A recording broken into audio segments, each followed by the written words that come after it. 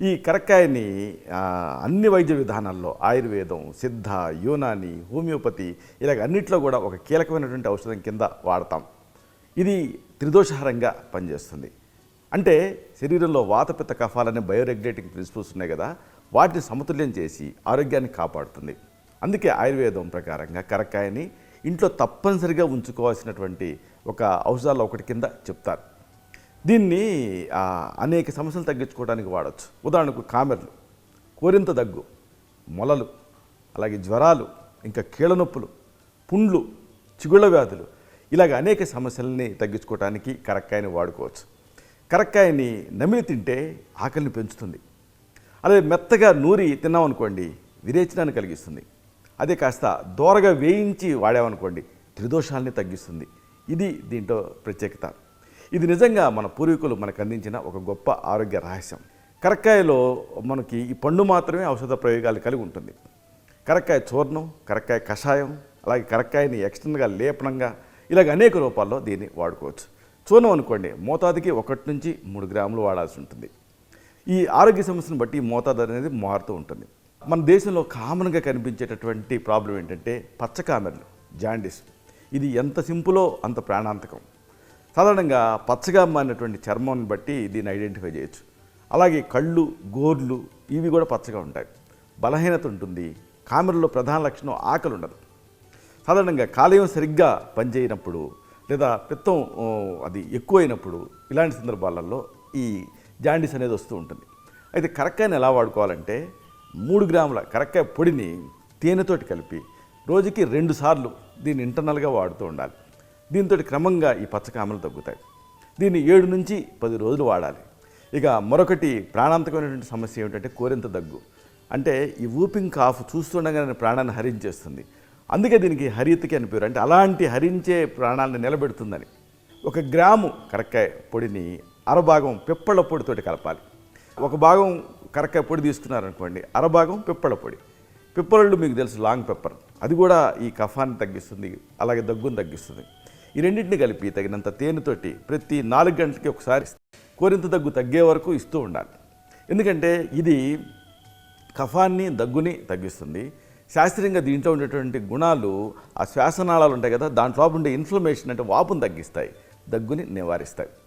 అలాగే bleeding piles, మల విసర్జన సమయంలో నొప్పి ఉంటుంది. అలాగే రక్తం కూడా పడుతూ ఉంటుంది. కొన్ని సందర్భాలలో ఇంటర్నల్ పైల్స్ ఉన్నప్పుడు కేవలం రక్తమే పడుతుంది, ఆ నొప్పి ఉండదు. అలాంటి సందర్భాల్లో ఏదేమైనా దురద మలద్వారంలో ఒక అసౌకర్యాన్ని కలిగిస్తూ ఉంటుంది.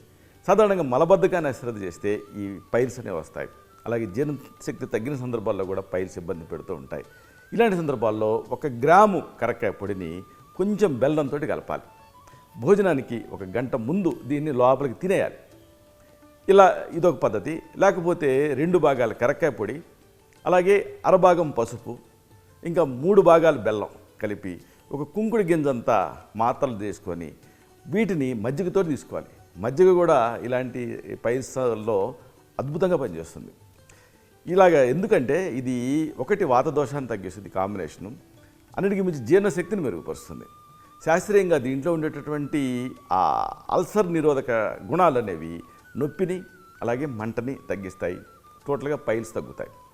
ఇక విషజ్వరాలు అనేవి మన దేశంలో చాలా కామన్. ముఖ్యంగా ఇలాంటి వర్షాలు పడుతున్న రోజులలో ఈ క్రానిక్ ఫీవర్స్ ఇబ్బంది పెడుతూ ఉంటాయి. ఎక్కువ కాలం పాటు జ్వరం కంటిన్యూ అవుతూ ఉంటుంది. అలాగే ఒళ్ళు వేడిగా ఉంటుంది. అన్నిటికీ మించి విపరీతమైన బడలిక, బలహీనత ఉంటాయి విషజ్వరాలలో. సాధారణంగా ఈ విషజ్వరాలు ఎందుకు వస్తూ ఉంటాయంటే టాక్సిన్స్ శరీరంలో పెరిగిపోవటం, అంటే రకరకాల సూక్ష్మజీవుల వల్ల. ఏదేమైనా ఇలాంటి సందర్భాల్లో విషజ్వరాలను తగ్గించుకోవడానికి కరక్కాయ పొడిని పూటకి 1/2 టీ స్పూన్ మోతాదుగా దీన్ని తగినంత తేనెతో కలిపి రోజు 3 పూట్ల కూడా 3 లేదా 4 రోజులు వాడాలి. దీంతో విషజ్వరాలు శమిస్తాయి.